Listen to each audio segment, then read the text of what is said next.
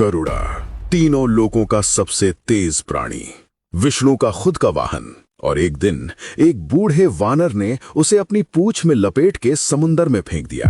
आज जानते हैं वो कौन था और कृष्ण ने ये खेल क्यों शुरू किया। लेकिन ये सिर्फ गरुड़ा की कहानी नहीं थी। उस दिन कृष्ण ने एक साथ 3 अहंकारों को तोड़ा और तीसरा सबसे बड़ा था। वो था खुद कृष्ण का अपना अस्त्र सुदर्शन चक्र, और हनुमान ने उसे निगल लिया। हमारी कहानी की शुरुआत होती है सोने की नगरी द्वारका से।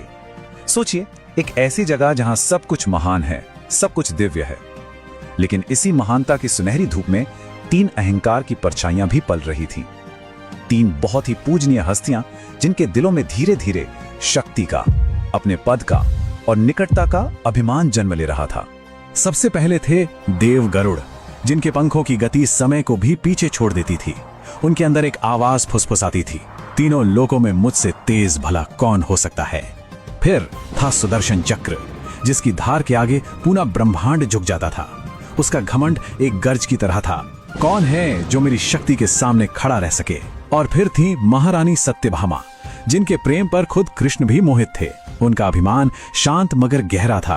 कृष्ण के हृदय पर सिर्फ और सिर्फ मेरा अधिकार है।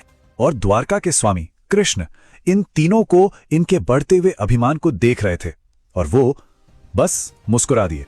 आप जानते हैं, ये वो मुस्कान थी जिसके पीछे ब्रह्मांड की सबसे बड़ी बड़ी लीलाओं की शुरुआत छिपी होती है। तो इस अहंकार को तोड़ने के लिए कृष्ण ने उसे याद किया जिसकी असली शक्ति भक्ति में बसती थी, पवन पुत्र हनुमान। अब 2 महाशक्तियों का आमना सामना होने वाला था। एक तरफ पद और गति का अहंकार और दूसरी तरफ सेवा और विनम्रता की शक्ति। तो बस कृष्ण के उसी रहस्यमयी मुस्कान के साथ उस दिव्य नाटक का पहला पर्दा उठा। उन्होंने गरुड़ को आदेश दिया, जाओ और मेरे परम भक्त हनुमान को यहां बुला लाओ। अब वानर, ये शब्द सुनते ही गरुड़ का अभिमान फन फैलाकर खड़ा हो गया। उन्होंने मन ही मन सोचा, मैं भगवान विष्णु का वाहन एक मामूली वानर को लाने जाऊं? ठीक है, आदेश है तो ले आऊंगा, पर यह तो मेरे पद का सरासर अपमान है। बेचारे गरुड़, वो नहीं जानते थे कि उनकी जिंदगी का सबसे बड़ा सबक तो बस अब शुरू होने वाला है। हनुमान के सामने पहुंचकर गरुड़ ने बड़े अहंकार से कहा, ऐ वृद्ध वानर, द्वारका बहुत दूर है, मेरी पीठ पर बैठ जाओ, मैं तुम्हें पलक झपकते ही पहुंचा दूंगा। हनुमान ने धीरे से अपनी आंखें खोली और बहुत ही शांत स्वर में कहा, हे पक्षीराज, आपके इस प्रस्ताव के लिए धन्यवाद, पर मैं स्वयं ही चलाऊंगा। ये विनम्रता का पहला बाण था जो सीधे गरुड़ के अहंकार पर जाकर लगा था। और जब अहंकार को चोट लगती है तो वो क्रोध बन जाता है।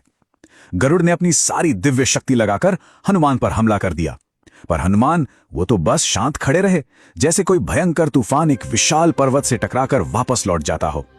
और फिर बस खेल खेल में उन्होंने गरुड़ को अपनी पूंछ में लपेटा और पक्षियों के राजा को एक कंकड़ की तरह उठाकर गहरे समुद्र में फेंक दिया। सोचिए, एक ही पल में तीनों लोकों का सबसे तेज प्राणी एक शांत भक्त के सामने बिल्कुल बेबस था। उस दिन समुद्र की गहराइयों में सिर्फ गरुड़ नहीं डूबे थे, उनका अहंकार भी डूबा था। और ये इस बात का सबूत था कि जब शक्ति भक्ति से टकराती है तो वो शक्ति ही टूटकर बिखर जाती है।